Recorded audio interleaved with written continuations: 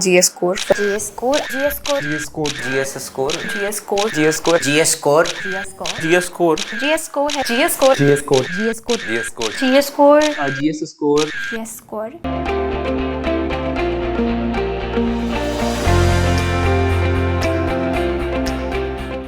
All right, good morning.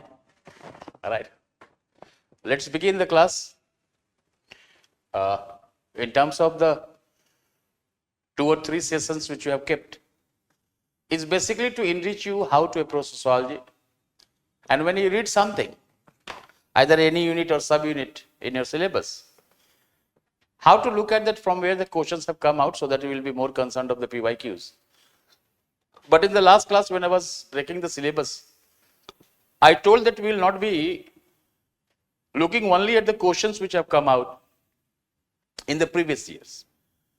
Our concern would also be to anticipate that from where the questions have not been framed and from where the questions could come out. So some of the units which I'll be picking up, any unit from the first paper could have been picked up where you could have found certain kind of comfortability.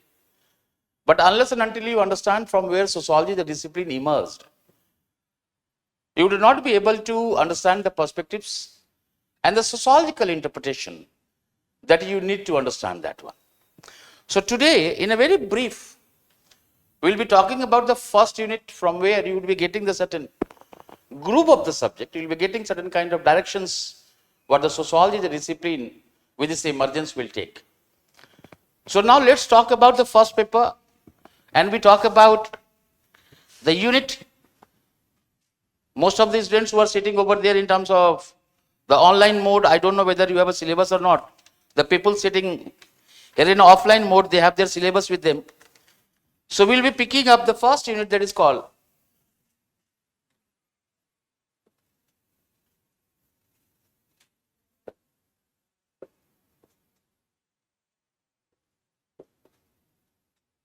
paper 1. That is basically sociology as a discipline. In the last class when we met, I just broke the syllabus and I basically made you understand how to approach the syllabus. What are the concerns through which the entire sociology syllabus that has to be approached by you. And I had told them, you people, that with us we'll be going for the first paper, second paper together. And particularly those units in the second paper which have the close resemblance with the units in the first paper. So before we go on, let's break this one that from where the questions have been there. And what is the certain dimensions that could be opened up on this very perspective. When we look at this unit,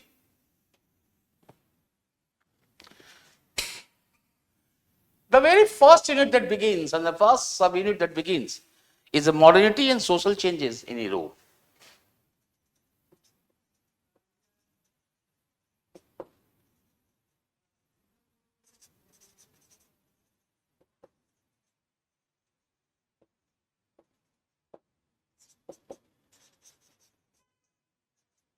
This is the first part of the unit. But why we are looking at modernity and the consequent changes? We are looking at modernity and social changes so that we would be able to understand the emergence of sociology.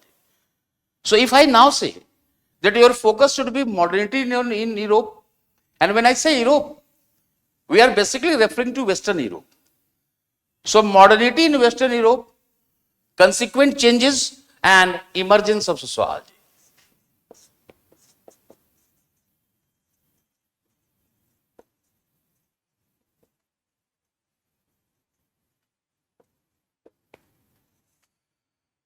This is the concern which you should not forget, that whatever you read in the first unit, whatever you read in sociology, you should not forget that how sociology as a discipline has emerged. And once you have done this one, then the second part would be a scope of the subject. And once we have talked about the scope of the subject, Then the another one would be there in terms of relationship with other social sciences, in which few are most important one. History, psychology, anthropology,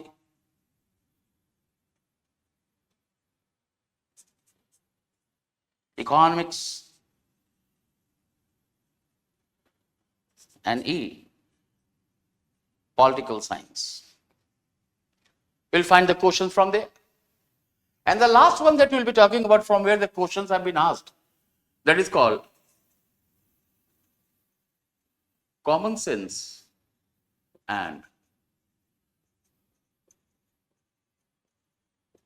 sociology. With this unit, we'll be basically linking unit 2, that is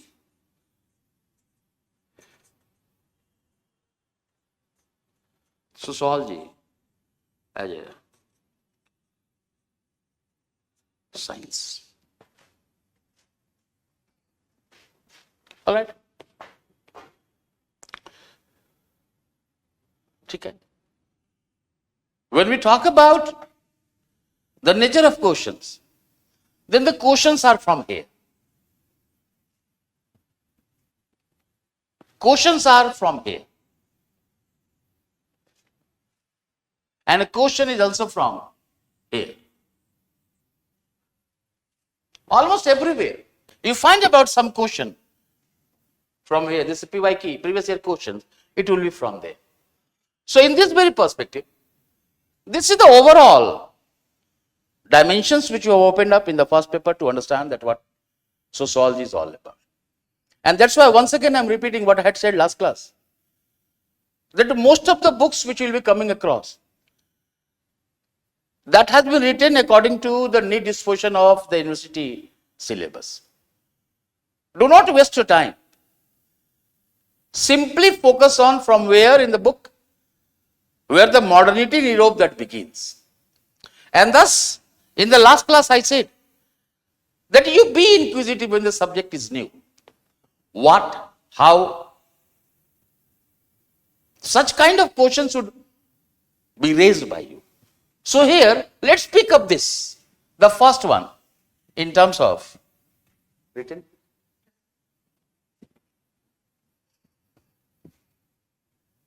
Question bank भी ले लेना है, but that's good. I'll just ask you to turn the question bank. अभी नहीं, थोड़ा सा पहले समझ लेते. Let's first understand this. So I said that when we're talking about modernity, raise few questions. That is, what is modernity? And I said in a very simple sentence that it is cognitive, structural changes that came to be associated with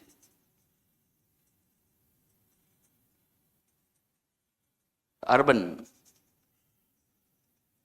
industrial society in reference to Europe. All right. So the word that we have to remember is cognitive structural changes. Cognitive is perceptions. So the behavioral changes will come out. All right.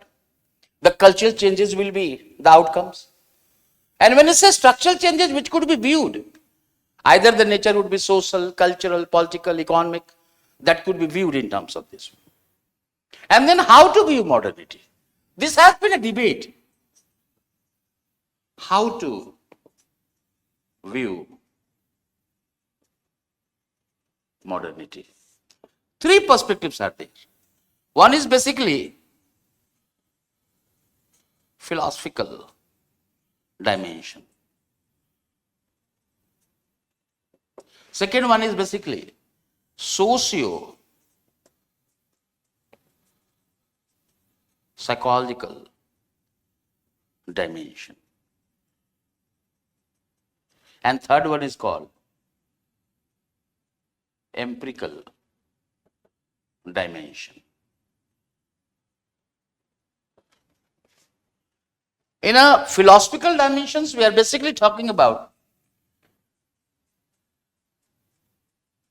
rupture with past. It means we are now looking at the transition from pre-modern to modern. So, in which we are now talking about rupture from the pre-modern society. Whatever the explanations, whatever the social thought, whatever the social thinking that was there, characterizing the pre-modern society, we now need to move away from there. So that's why saying rapture from the past, so that unless and until you have a rapture from the past, you would not be able to understand, you will not be able to analyze the new kind of developments, what has been brought by the changes in terms of modernity. So this is the rapture with the past. And here we are saying about to forget everything by what one is known.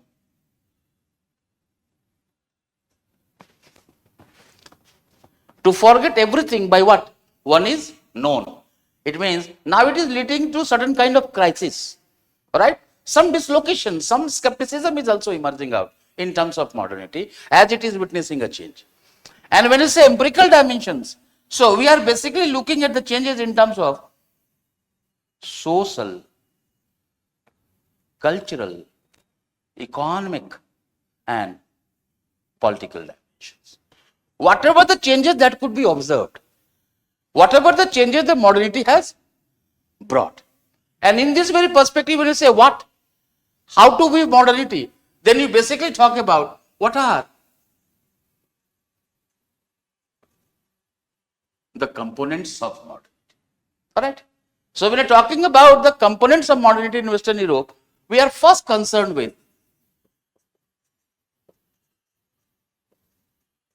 Enlightenment period.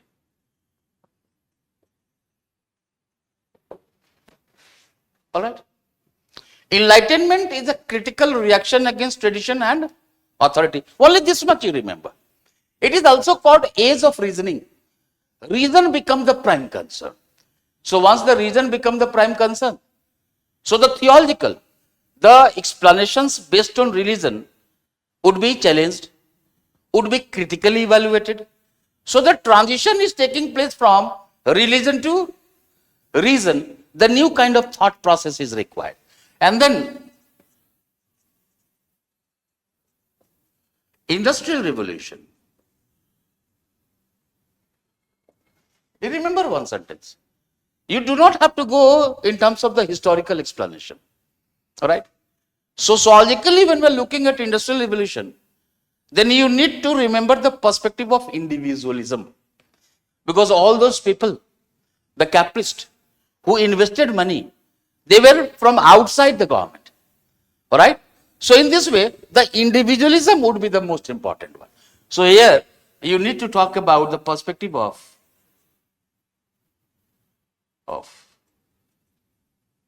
individualism.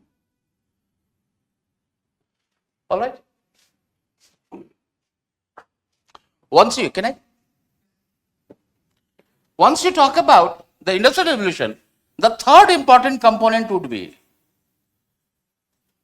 French Revolution of 1789, in which you need to talk about the perspective of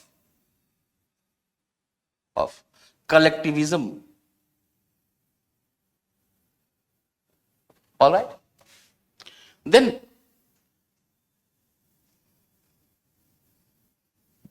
D, voyages. You understand the voyages? We are going through the through the sea.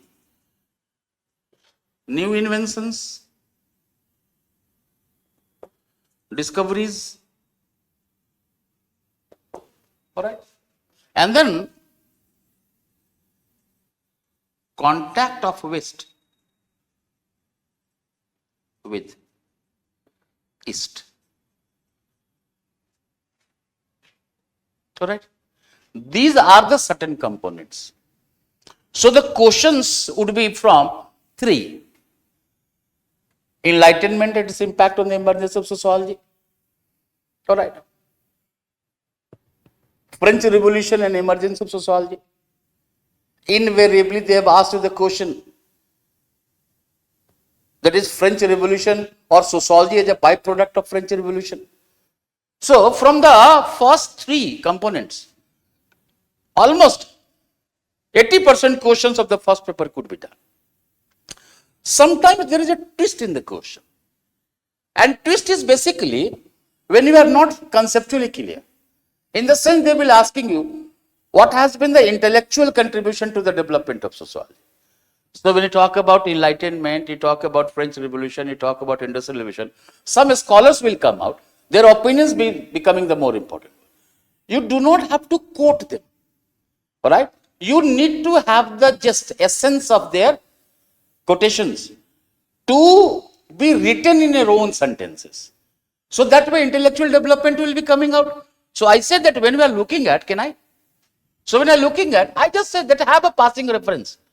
Think like a layman.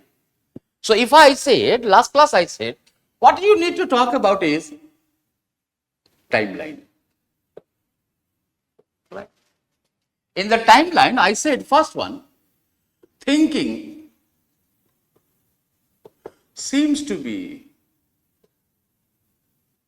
as old as mankind himself, all right, or itself. Huh? Because no society can survive without thinking. If the problems are there, if the certain happenings are in and around there, every society, according to its own worldview, tries to explain this one. Explanations may vary from culture to culture. Explanations may vary from time to time, all right. So sometimes when you make use of non-rational, irrational, no, such kind of sweeping words are not to be used. Because when you look at the simple society, whatever explanation they have given, that has its own logicality. What explanation today we are giving, we have our own logicality, we have our own reasoning. So you need to explain this kind of perspective, thought process on the basis of the culture concerned. So this is the first timeline. It is believed that from 3rd and 4th century BC, a systematic thinking began.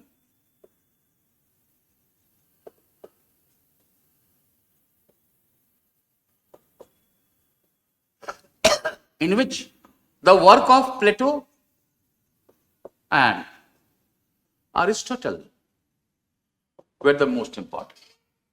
All right. But up to the 12th century, all right, it was basically medieval, darker phase, darker age, all right, which was theological based. You need to remember these words. It was theological based. It means religious fervor was more important one. In which you remember last class I said, one of the doctrine that was propagated and upheld by the church was the great chain of being. So this is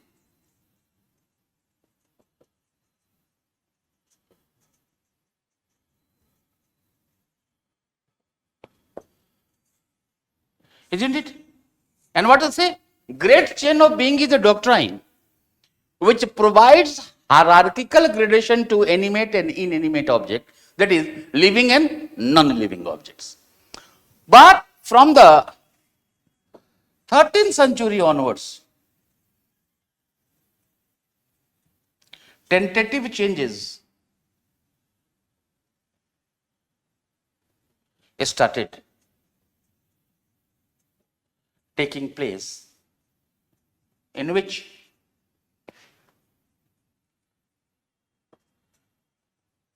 Renaissance played an important role.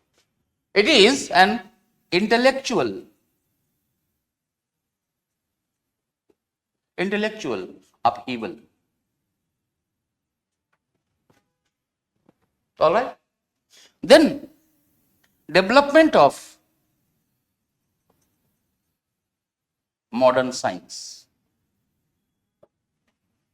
In a development of modern science, you need to remember either you are talking about Copernicus or you are talking about René Descartes, so many.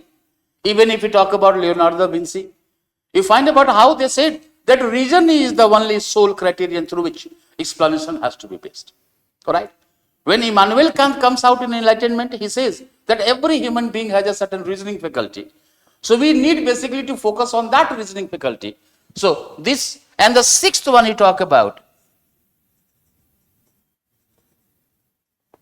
enlighten. Alright? This is the basic dimensions through which the perspective has to be understood. So here if I say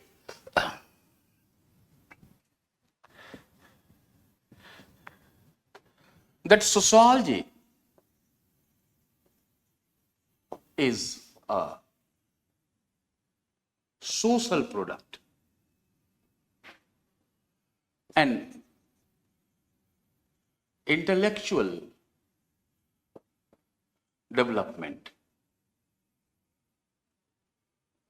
All right? And sociology emerged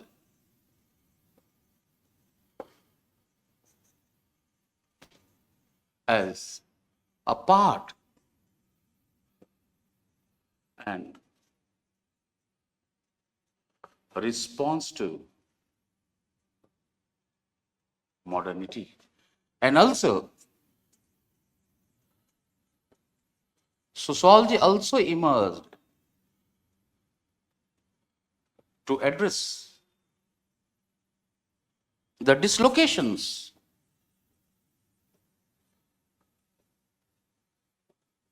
brought by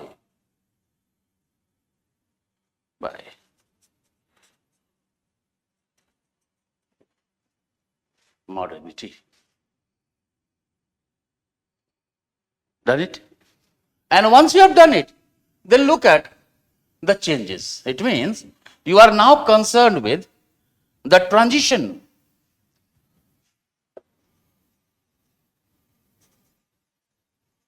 and what the transition is from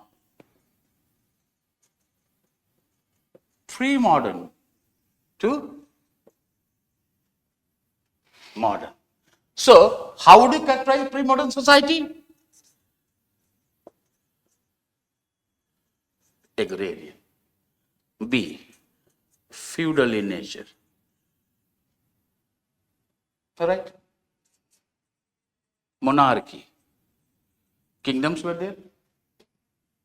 D. Theological.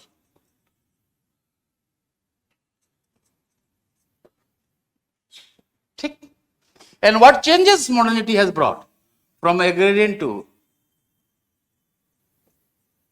industrial, from feudal to capitalist, from monarchy to democracy, from theological to reason. Correct? These are the changes, beta, in which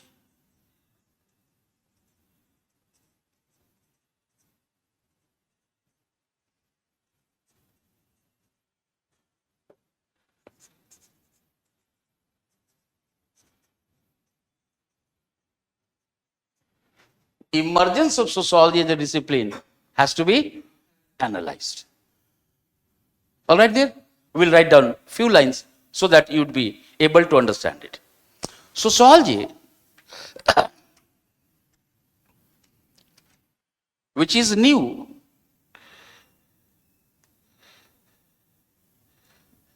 in the series of social sciences,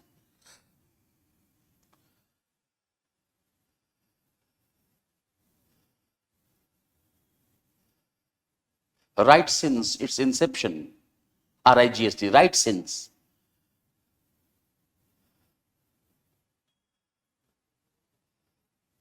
its inception, right since its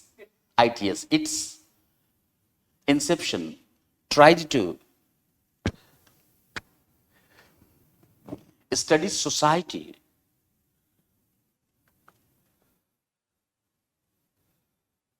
scientifically as a discipline.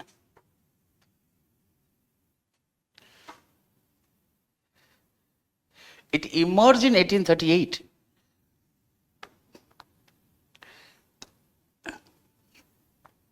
whose foundation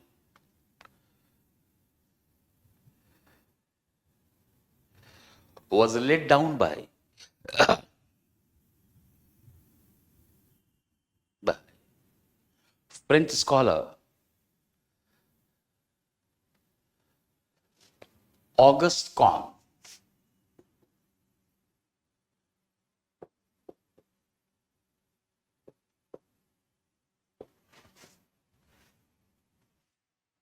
who,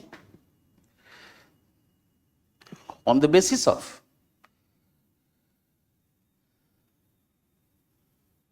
hybrid origin, that is i.e. ऐसा नहीं लिखते बेटा, ऐसे लिखते हैं, that is, ठीक है, that is Latin socius, meaning society, and Greek logos, Greek word है, G capital, Greek logos, meaning study or science,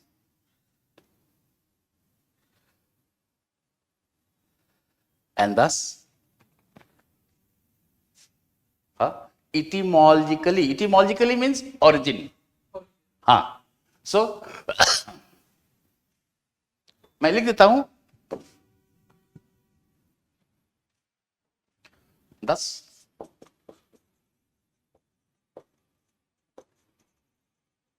etymologically sociology is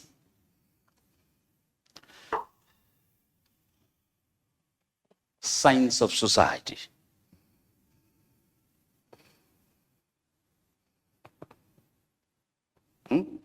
And therefore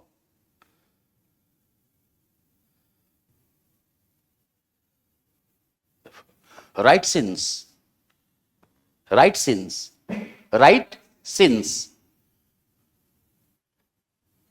its emergence,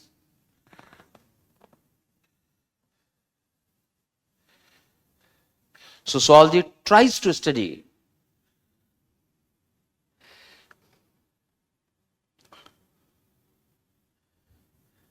society, social happenings, human behavior,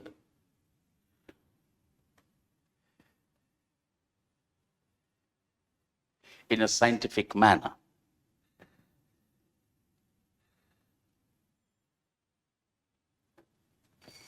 Mind the line, beta. In other words,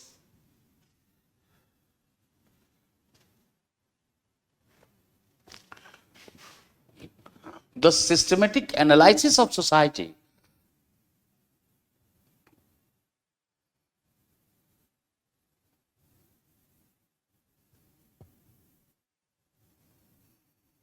has been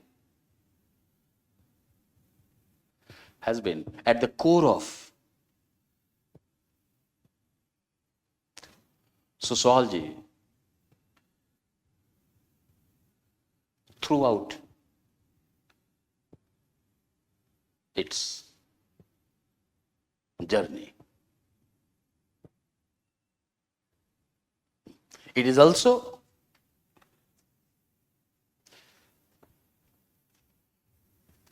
based on the premise that the social laws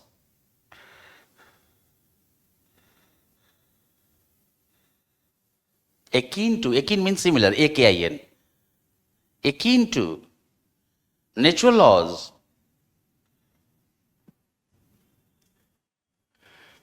are to be discovered and established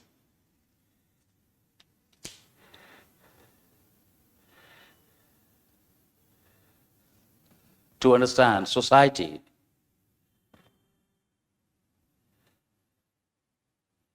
scientifically.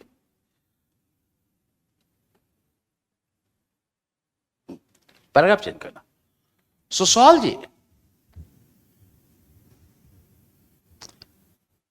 reflects its root, ROOT, root,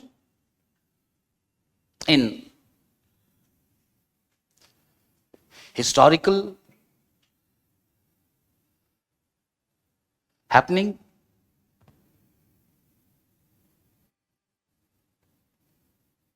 socio-historical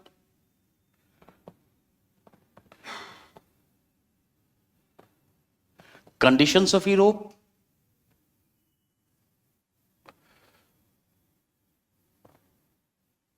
in which feudalism was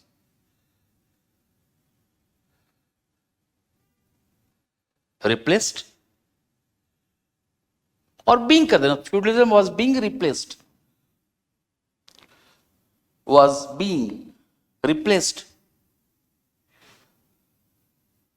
monarchies were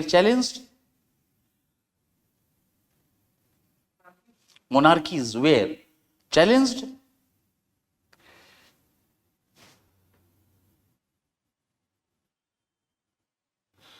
theological doctrines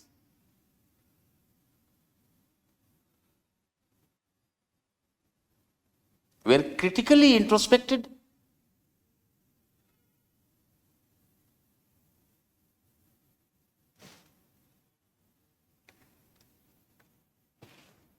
urbanization was taking place,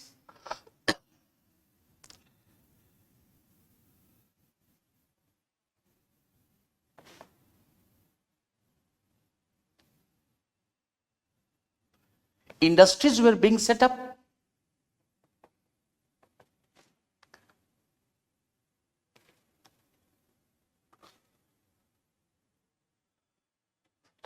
as Western Europe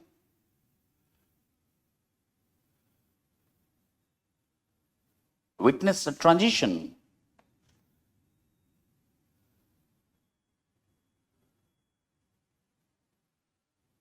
from pre-modern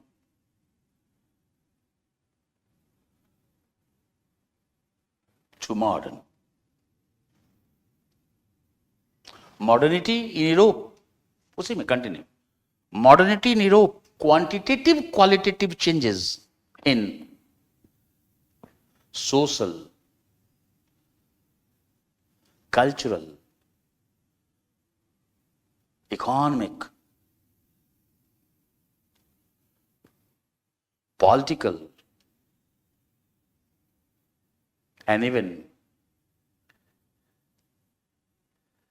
cognitive, COGNIT, cognitive perception of people. In the people. Mind the line, beta. Thus. उसी में thus. It was felt that to analyze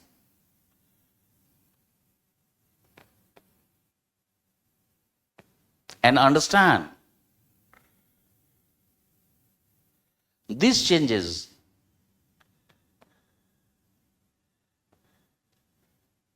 a new social thinking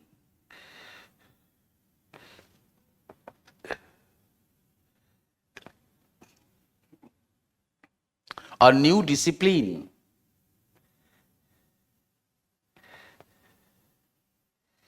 to study society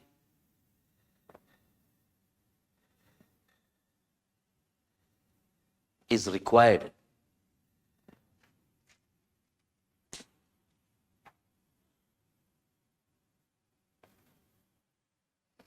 This realization can be termed as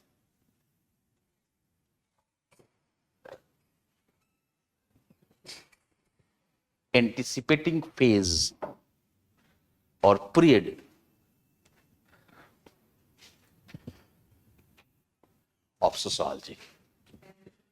Phase or period, P-R-I-O-D. Phase, जो भी, whatever you want to write, phase or period of sociology.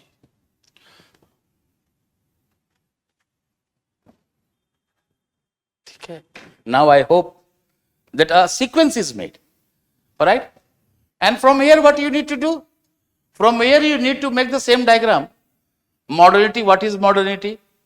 What are or how to view the modernity, in which you picked up the 3 dimensions. That is the philosophical dimensions, socio-psychological dimensions, and empirical dimensions. So you draw that diagram there. All right. And talk about the components. Once you have talked about the components, slowly and gradually start describing the components. So you would be having the description of the components, enlightenment to the industrial, to the French Revolution, the voyages to the new discoveries.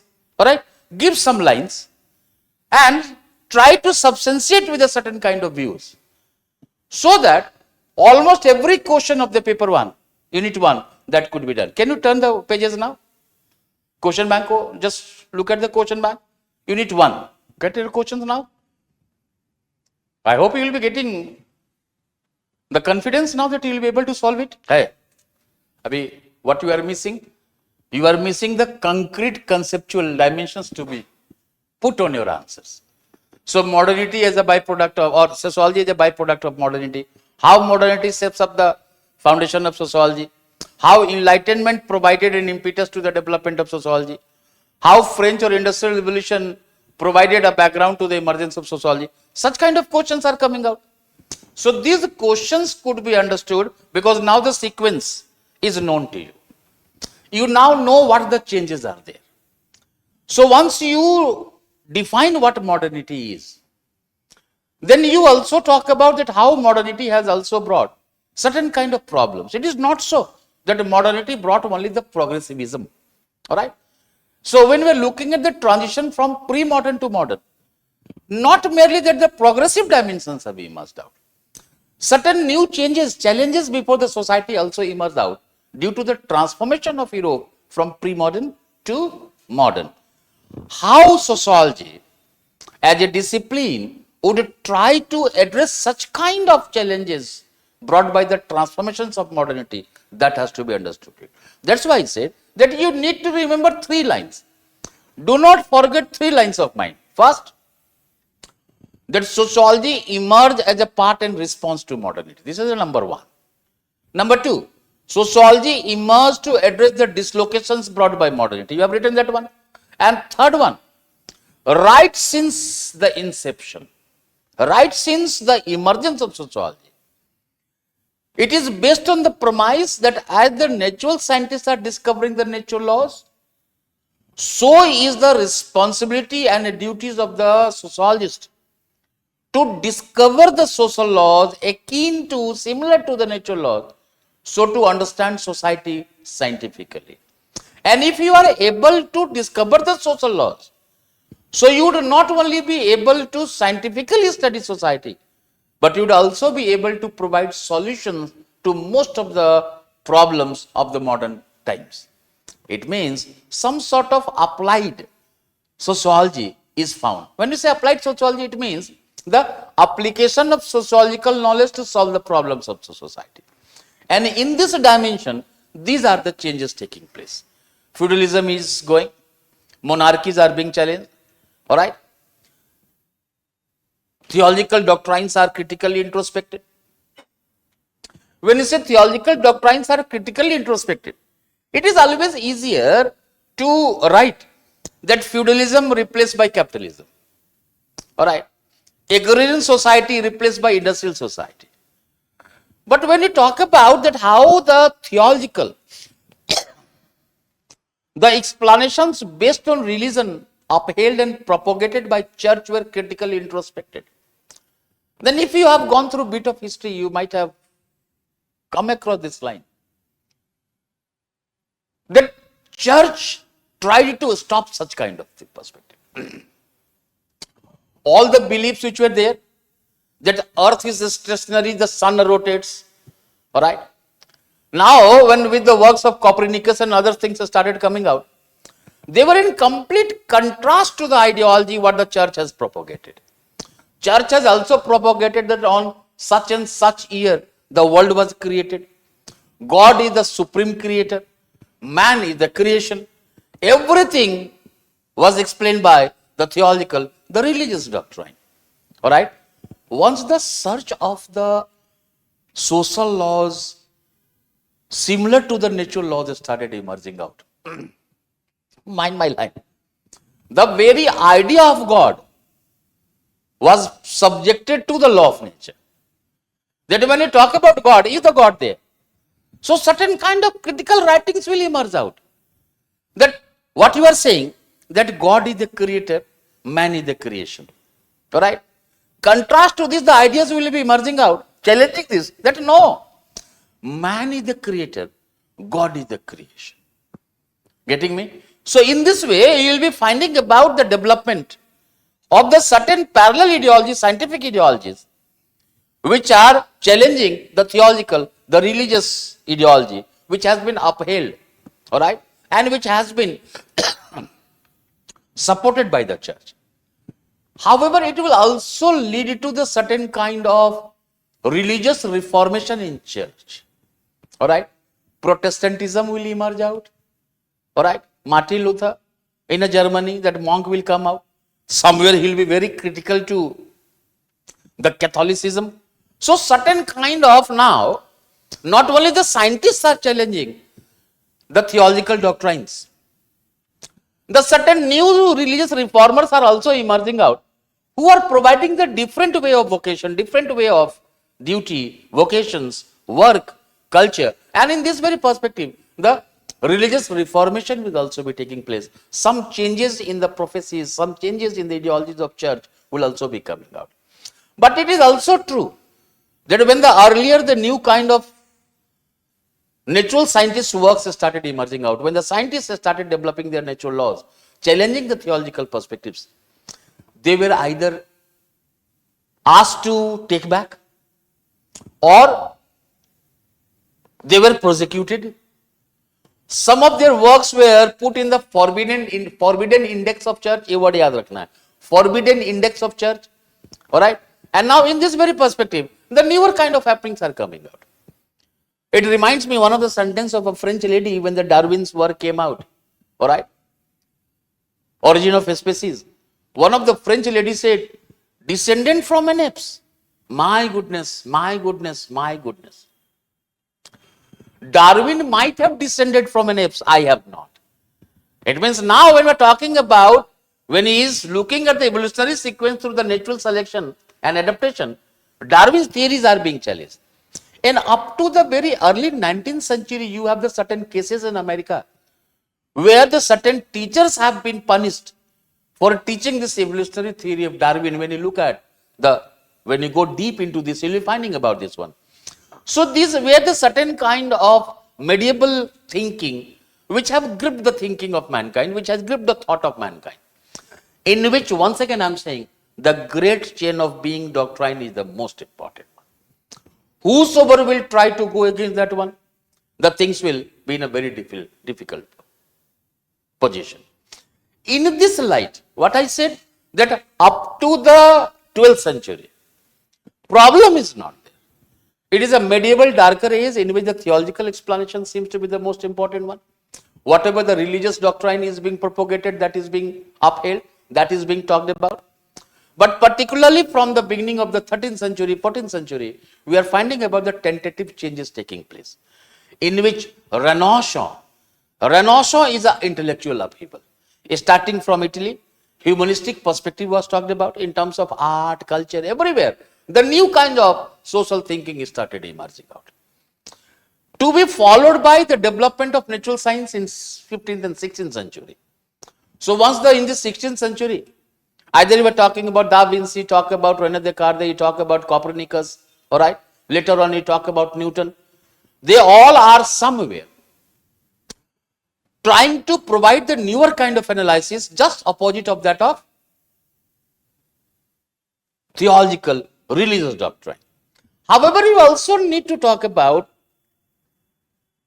that when we are looking at religion and science, are we trying to analyze religion and science as a contradictory to one another? Or is there any complementary relationship between them?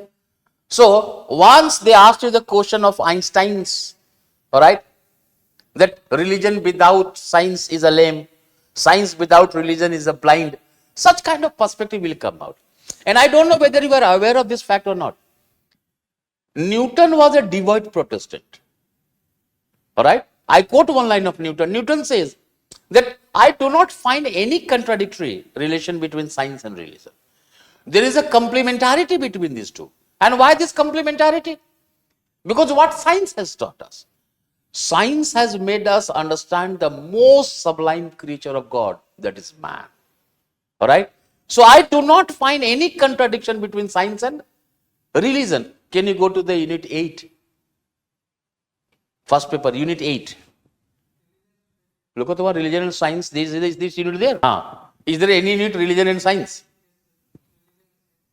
Why you would be preparing? You will be beginning from there. When you said about religion and science, it means this debate has its place in a historical development of Western Europe, in which right from the 16th century, as the natural sciences started emerging out, somewhere a very contradictory relationship between religion and science emerged, isn't it? What you now need to know, that you need to look it from Renaissance, you need to look it from the period of Enlightenment, and then today what we are talking about, and that way the certain sociological perspectives will be provided, in which Auguste Comte would be providing the concept of positive religion, that religion based on science, religion based on humanity. But there is one scholar who is there in your syllabus, Emile Durkheim. Now I quote one line of Emile Durkheim. Only you have to listen to me today. Durkheim says that science can pose a moral threat to religion. No doubt that science can pose a moral threat to religion. But some sort of religious collectiveness will always be there in society. Modern man does not need religion as it was required in a pre-modern society. Why? Because why the things are happening? They do not have the logic. Today the logic of science has made you why most of the things are happening in around you. So this logic of science has basically made you understand why things happen. But it does not mean that religion would wither away. Science can pose a moral threat to religion, but not the end of it. And in this way, the debate will intensify, for which you do not have to read extra, because it is the same logic which you are talking about. The interconnectivity between the units and development of concepts will also be making you to link it with the other units as well. They are asking the questions in terms of the challenges, environmental challenges, ecological challenges, divorce, challenges in marriage, all right? What are the new forms which are emerging out? Can I say most of the challenges which have emerged out in the modern society is due to the increasing rationality brought by modernity, all right? So the moment you talk about the modernity, what I said, that modernity is not only about progressivism. Modernity is also challenging, bringing certain kind of negative consequences. These negative consequences should be the part of your understanding. It should be part of your development of conceptual clarity. And that way, this unit should be done. Getting me now? So write down one paragraph and once again I will speak.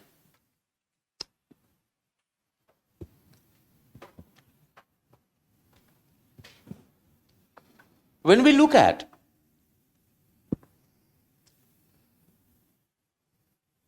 the timeline of human thought process,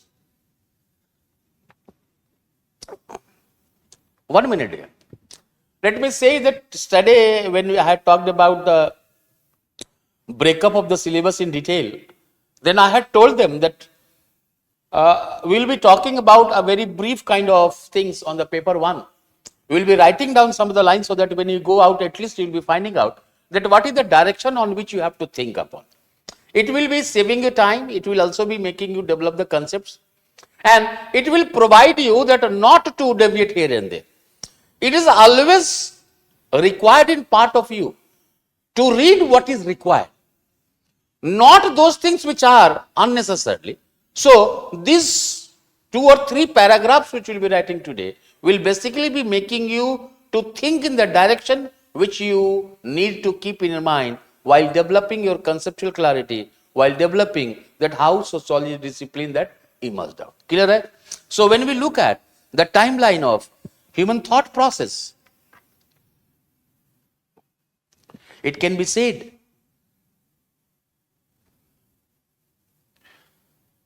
that thinking seems to be as old as mankind itself. Though in 3rd and 4th century BC, you have drawn that diagram, no? Timeline? Though in 3rd and 4th century BC, it is believed that systematic thinking began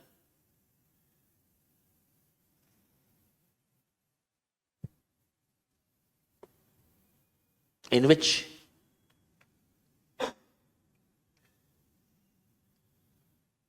the contribution of Plato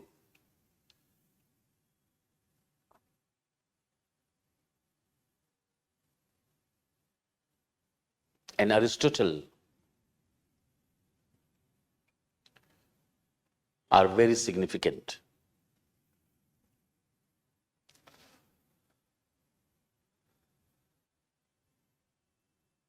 But overall,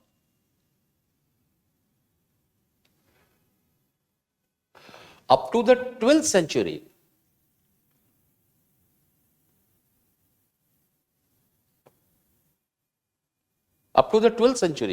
Western Europe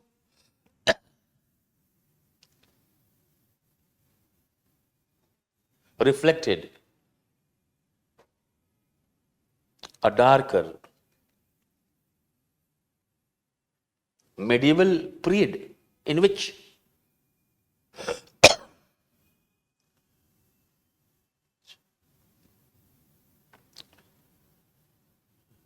the doctrine of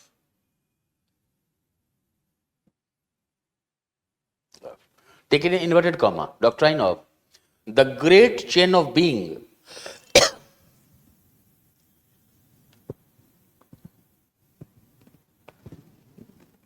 was most prominent.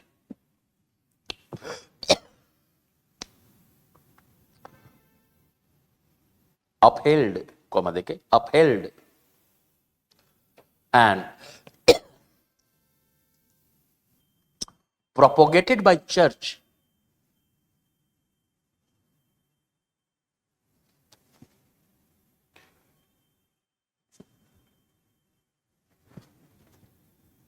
this doctrine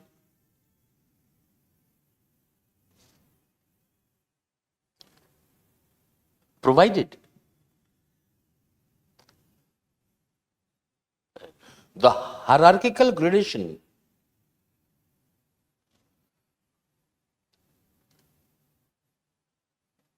of every animate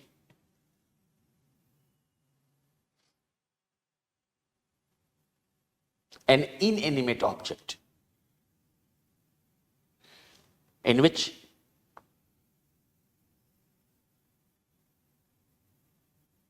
on top was God, followed by messenger,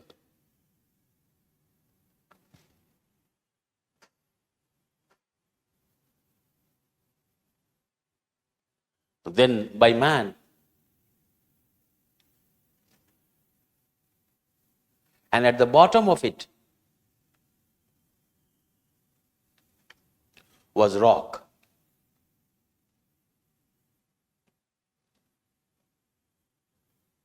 However, 2 lines more. However, from the beginning of 13th century,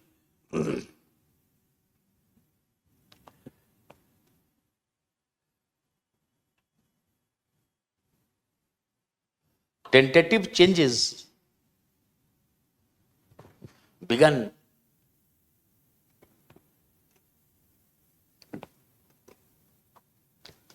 in which capital beta, in which Renaissance, an intellectual upheaval,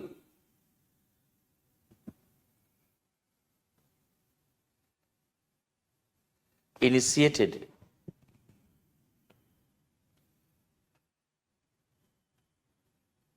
a new direction of change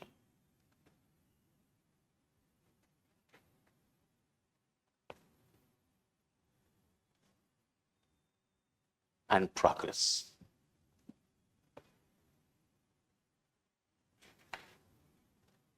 Okay.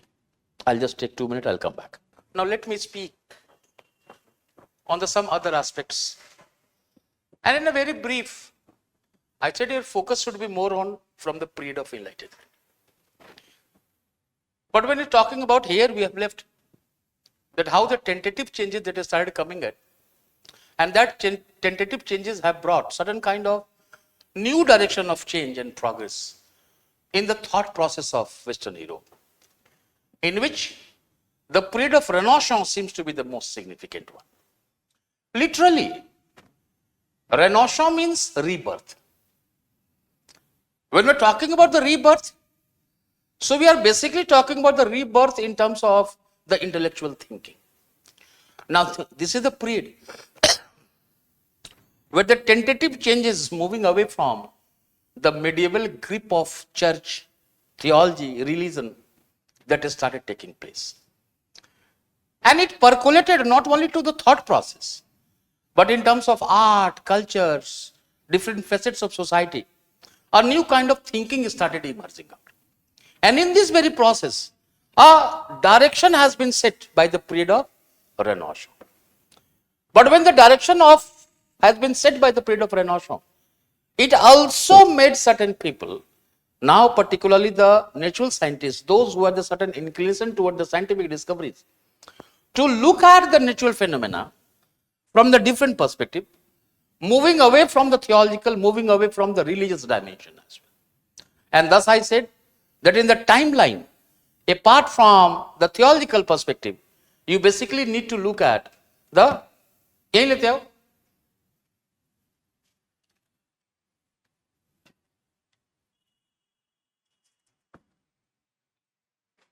कुछ पूछ रहा है? Asking something?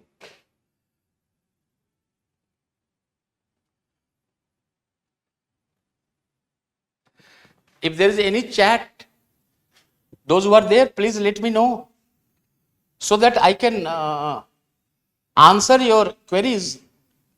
And I request all of you to please Tejas, ठीक है. I always come on my mood, so when I start speaking, I don't come prepared. So when I was speaking, Tejas, the speed comes out because I do not have to think. All right. From today onwards, you will be becoming comfortable with the language and the pronunciation. Sorry, dear, I got wet early in the morning. It was heavy raining from my side and also in Karol Bagh where I came. Anything up to here you people basically need to know so that I can explain it more. Tejas?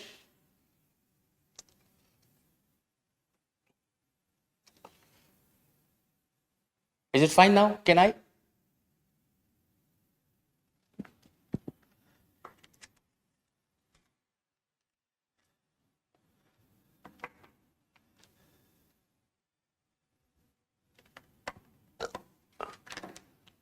My voice is reaching to you people? Not yes. Oh, fine. I can understand. It was also new to us when you people are more smarter than us when we joined in 85. 85 I'm saying about, all right, in Inter. And when we were exposed to the social science basically in terms of sociology, 2 or 3 days were the most horrendous days in our life because we are not able to go where the things are going in. So subject is new. I understand slowly. It's fine. Understanding slow is a good habit, dear. All right, because you have to frame the answers. You'll have to make the mental synopsis. You have to go there. And I had told last class that you are in the most safest hand of the market, so you do not worry. Now let's begin from here when we're talking about what I was talking and what I was saying, that the tentative changes which is coming out. Speak. It usually happens with me at the home as well, because when I was teaching, no, this is the only thing which I have known in my life. Right since 98, 99, since 2024, it has been a very similar routine of mine, coming early in the morning from the home, going in the evening, and every day. And sometimes I fall sick when there is a off of the classes, particularly when the prelims dates comes out. So most of the classes are off. So these 20-25 days are the most dangerous time health-wise for me, because you are sitting at home eating all the things and you are not feeling, not speaking anything. All right. So let's begin that one. This is another way around.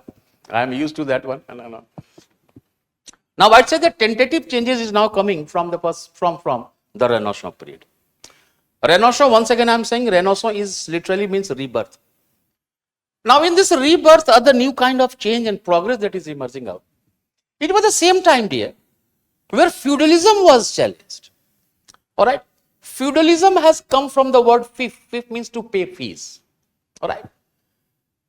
When we will come to the Marx, we will be finding about the two basic classes, the prominent actors of feudalism, that is lord and the serf.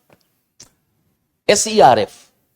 Serf is the land-based peasantry. This you need to remember this one. He is a land-based peasantry, land-bound peasantry.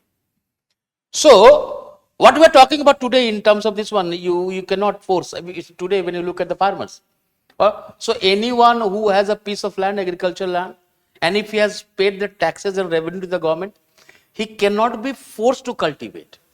All right. But here when we are talking about the serf in a feudalism, we are basically talking about that how the serf is a land-bound, land-based peasantry. So, we will be coming to that in terms of this one. So, the feudalism was being challenged. A tentative changes in the commerce, business that is started emerging out. And when this kind of changes started emerging out, a new economic perspectives is also on the rise. And in this very perspective, when the rebirth reasoning is started coming, then it is now trying to free the people from the grip of the medieval thinking. When I say from the grip of the medieval thinking, that I am basically referring to the theological perspective, the ideology, the doctrines propagated by the church. And in this very perspective, it revived the classical learning. It means Renaissance is not only talking about the new progress, but you need to justify how the progress is coming. So it is basically revival of the new classical thinking. It is also witness the discovery of new continents. So from where the voyages started taking place. It means when you talk about the enlightenment, what I said you last class, that for your own conceptual clarity, you basically need to remember this line of mine, that though when we're talking about modernity and the component of modernity, we begin with the Enlightenment. But the change and the progress that was initiated from the period of Renaissance was provided a new lease of life, or provided a new direction in the Enlightenment period, which emerged as a critical thinking. So when the commerce is coming out, art and culture, everything is being looked in terms of refined aspect now. All right. Classical thinking is being revived. Commerce is developing. And in this very perspective now, we are having focus on the reason, the thinking perspective. Which led to, now look at the link. I'm not using any thinker. I'll be talking about the thinkers later on. Which led to now the certain kind of inspiration, motivation to all those who have a neck in the discovery of the natural phenomena, discovery or a studying of the natural phenomena. Thus, somewhere or other, consequently, the natural scientists, they now started focusing their attention to the discoveries of the natural laws. Right? And once they started discovering the natural laws, to understand the natural phenomena, it was very obvious that some of the scientific discoveries will come in contrast with, in opposition to the medieval theological thinking. Right? In which either few scientists will be prosecuted that history is well recorded, someone will be asked to take back his theory, his findings, and if not, they would be either house arrested by the church, or they would be, their work would be put in the forbidden index so that it would not be reaching to the masses. But this change is there. I always say that whatever the debate which you have to do, you initiate the debate well before the scientific discovery. Once the scientific discovery has been made, it has been put to the motion, it is too difficult to stop. Alright. Whatever, whether such kind of scientific discovery is required or not, let the social debate be prior to it. Because once the discovery would be done, once the new inventions, new findings will come out, which has been put into the motion, it will certainly affect the social course of the human history. And in this very perspective, now the newer kind of thinking, the natural laws are emerging out. But with the discovery of the natural laws, the social scientists, the historians, they are also now trying, they are also now thinking that if the natural scientists are discovering the natural laws, can there be possibility of discovering the social laws, historical laws, to understand the historical phenomena systematically, to understand the social phenomena systematically? Thus, you have written the line that akin to, similar to the natural laws. What it requires? Now, mind the line. What it requires? It now requires causality. Cause and effect relationship. And there must be, in a science, you might have gone through, people have gone through in 10 or 12, there must be homogenization of cause and effect. That if this is the cause, this would be the effect. So, causality emerges. Observation, direct observation has started emerging out. Empiricism, which could be observed, that started coming out. You need to testify that one. Experimentation became the core. So, this way, the certain kind of vocations in science is also being laid down slowly and gracefully, which is not only challenging the old medieval theological thinking, but is now providing the new hope of race in terms of the social thinking process.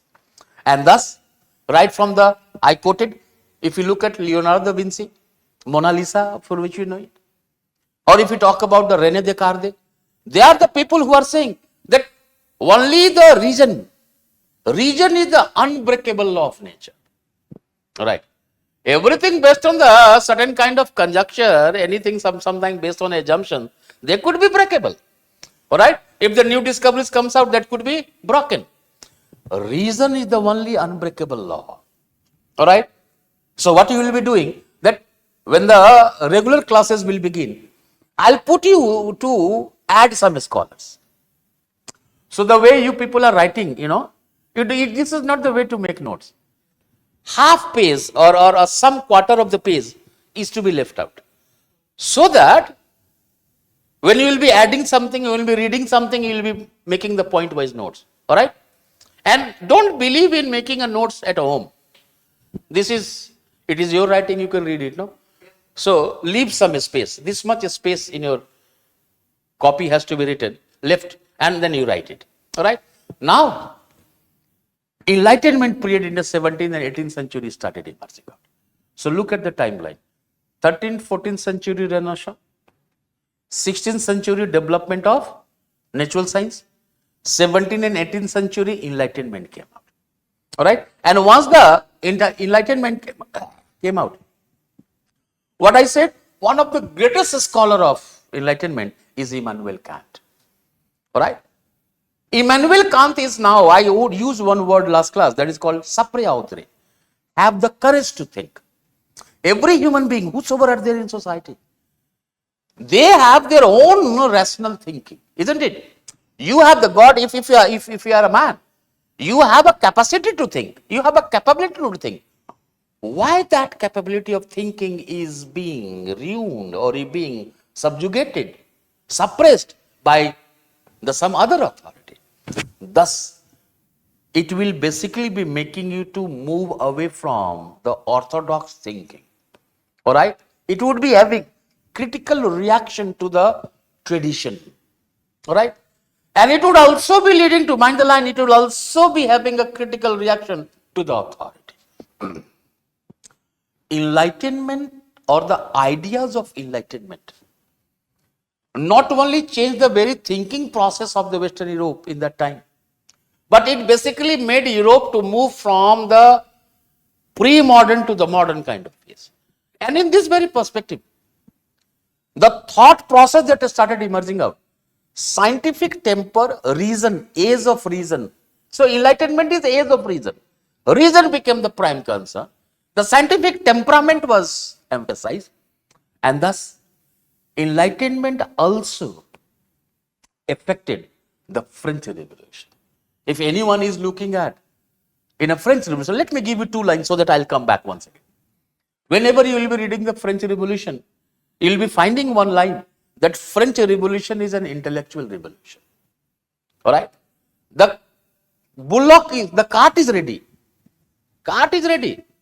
But who will carry the cart? All right? Unless and until there is a bullock, cart would not be carried forward. Intellectuals became the bullock to carry that bullock cart. There is one old work in history, very famous work, that is by D.M. Catelvi. All right? History of Europe. And while talking about the French Revolution, there is in italics, the one line which is written, which always has fascinated me, that he says that the flower of the French Revolution blossomed on a dunghill. It means the society was rotten. If you look at, the society had come to such condition where the revolution was there. So the revolution emerged on a dunghill. All right. Dunghill, gobar ka dher. All right. Now in this very perspective we are talking about, then Montesquieu, he is focusing the decentralization. That there should not be centralization of power, either we are talking about legislative, judicial, executive, should not be in one hand. There must be separation of power. So he is basically focusing not the centralized one but decentralized one. All right. When we come to the Rousseau, now Rousseau is the most romanticized scholar of social contract theory. All right. And Rousseau is saying that man is born free but everywhere he is in chains. You might have gone through that statement. All right. And man would be governed best. Mind the line. Man would be governed best when he is governed by his own choice of governance. When you say he would be governed best when he is governed by the own choice of governance, it means now the skepticism is emerging that can we choose our own government? Because there is a divine theory of king, all right? And that divine theory is upheld and it's supported by the priest. So, God is considered to be the march of God. The king is considered to be the march of God on earth. You cannot challenge. If you are challenging king, you are basically challenging the God. So such kind of divine theory of kingdom is there. Now in this very perspective, these changes have started coming. Now coming back to enlightenment, the momentum, once again I say, remember this slide, the momentum which was initiated by the Renaissance, right, was provided a new direction in terms of change and progress with the period of enlightenment. All right, the age of reasoning became the most important, which is basically making the Western Europe to move away from or free itself from the theological grip, from the orthodox tradition and authority. And that way, the Enlightenment emerged as one of the most important component to bring about the new social thinking in the history of Europe, Western Europe particularly, and any one of us who will be talking about the history, Enlightenment period would always be there. So sometimes when you start talking about the modern history, basically you say about the West Bengal, or more precisely Calcutta, emerged as a center of enlightenment. Such kind of words, commonly we are using it, right? Intellectual kind of perspective that has started developing. In this very domain, the culture tied to land, I repeat, the culture tied to land proved inadequate when the changes started taking place in terms of feudal to capitalism, agrarian to industrial. So the new changes are coming out. Monarchies are being challenged. Democracy has emerged out. Now, can the old explanation be sufficient enough to analyze it? No. Now you need a new social thinking, awakened social thinking. In this light, either you talk about enlightenment, you talk about French Revolution, or you talk about the Industrial Revolution. They would basically be providing an impetus to the anticipation of sociology as a discipline. Maximum questions which you have looked at is of that reason. If they ask you intellectual development, quote it one or two scholars. All right. So yesterday I talked about Plato. Aristotle comes out. Aristotle says that right since birth, some men are born to command, some to be subjugated. Any scholar who says right since birth, some men are born to command, some to be subjugated, but naturally in his writing, master and slaves perspective will emerge out. Those who are born to command would be the masters, all right, and on whom they will be commanding is the slaves. We know Aristotle for this line, that man is a social animal. Do you know that he said man is a political animal? All right. You should have a time to take part in the political activities.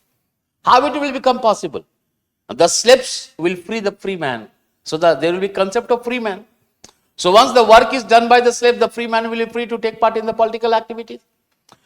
From here, the certain kind of thinking that started emerging from the 3rd and 4th century to the Renaissance, to the Enlightenment, a transition in Europe is taking place. In this transition phase, when I say the development of commerce is taking place, capitalist orientation is coming out, feudalism is being replaced, then industrial revolution is the one which is also very important. Right from 1760s onwards, you find about that from where the industrial revolution began. When you come to the decades of 1830, certain dimensions of management, more systematic dimensions in industrialization that began it.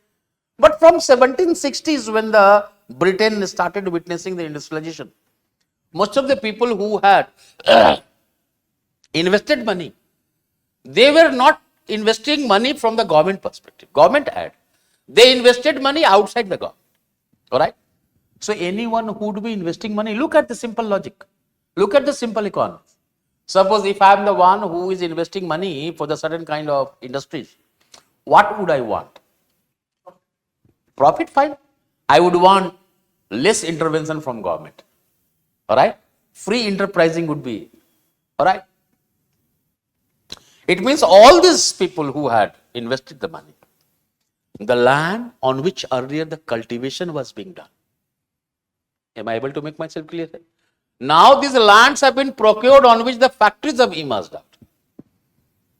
Once the factories started emerging out, one of the most important consequences that took place, that it gave birth to a new class of people who would be surviving only on the basis of their labor.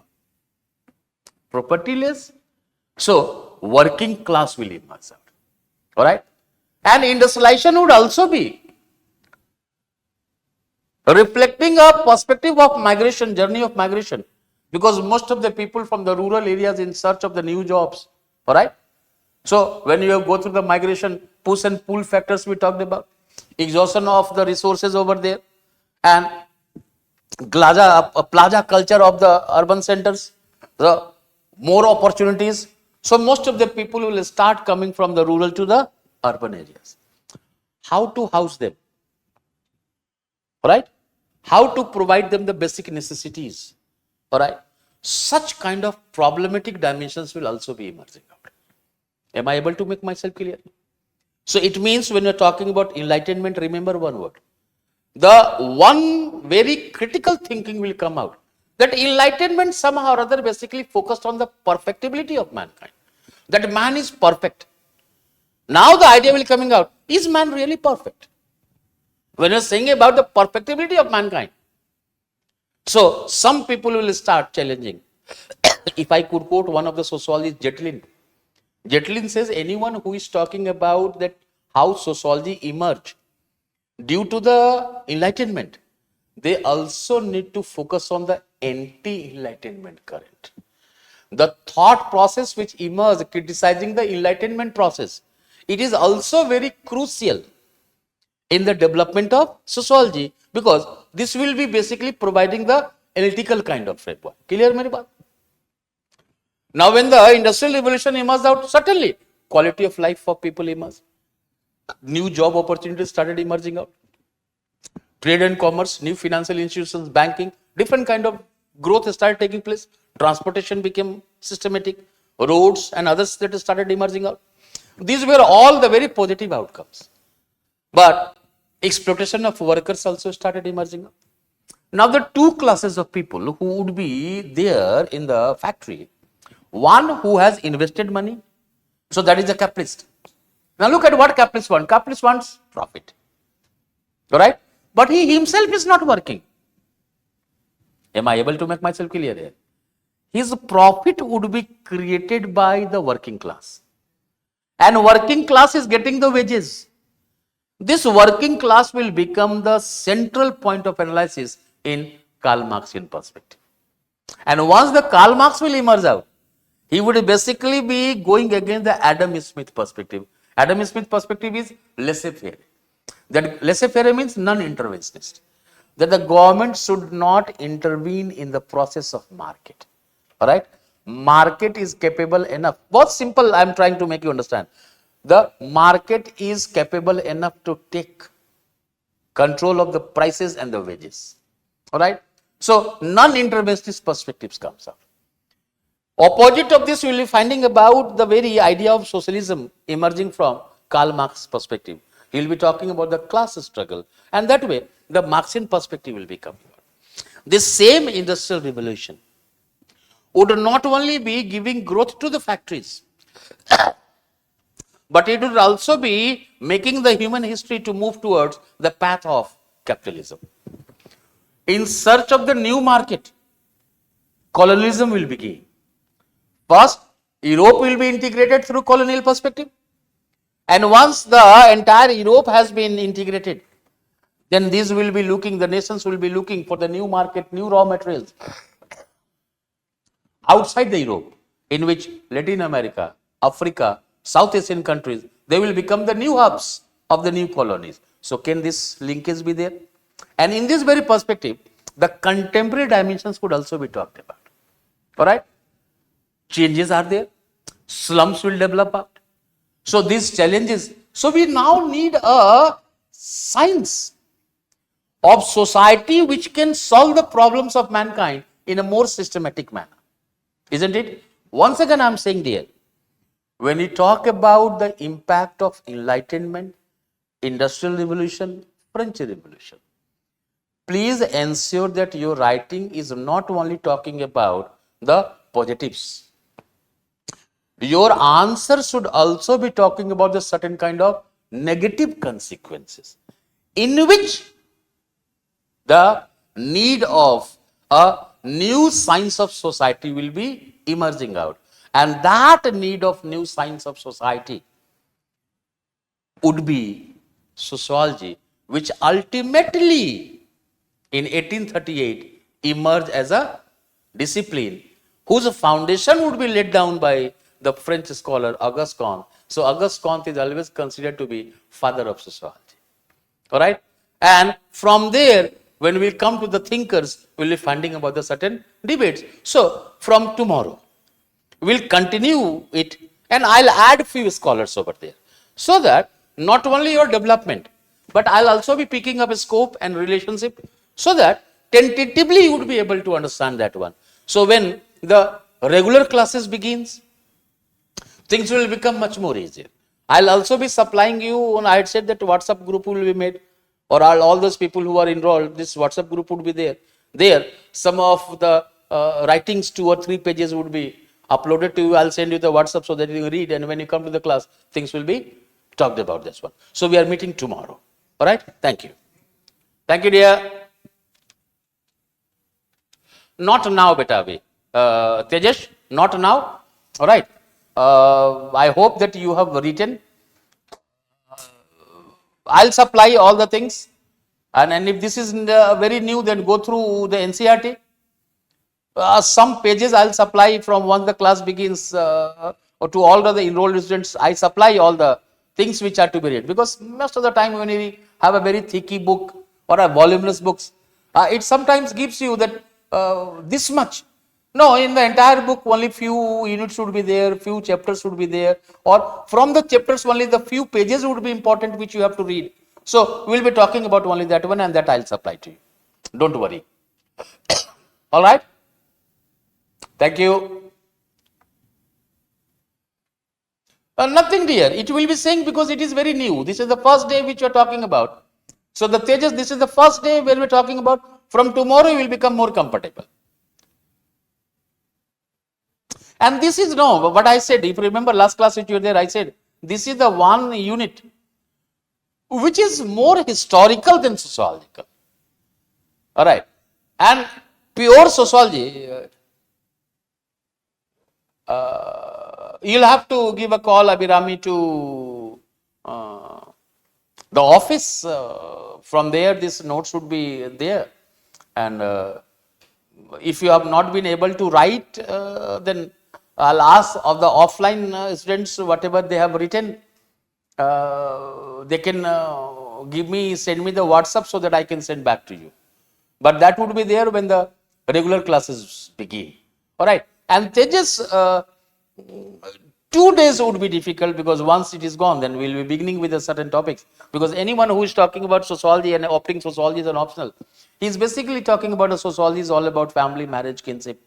Now, you basically needed to develop a different kind of analytical thinking to understand the society and the different facets of society in a different perspective. Now, not from the journalistic perspective, not from the layman's perspective, because every subject will bring its own perspective to analyze the phenomena which is the studies, and every subject would be distinct from one another on the basis of its own theoretical methodological development. This part, once you understand, Tejas, all right, things will become much more easier in part of it to comprehend. You know about family, you know about marriage, you know about homosexuality, you know about heterosexuality. So this way you find more interesting. But this is the one unit which I said, and still I am saying, all right, it could have been very better in part of me to begin with the system of kinship, talking about marriage and family, so that you could have found the very comfortability. But unless and until you understand that how sociology, the discipline, has emerged out, all right, you would not be able to understand the directions on which your thought process would need to develop. So that's why it was part of me to talk about this one. Today, whatever we are talking about, tomorrow, once again, I'll just give the brief, and then we'll move from there. All right. Thank you. Don't worry, I am there. All right. Thank you.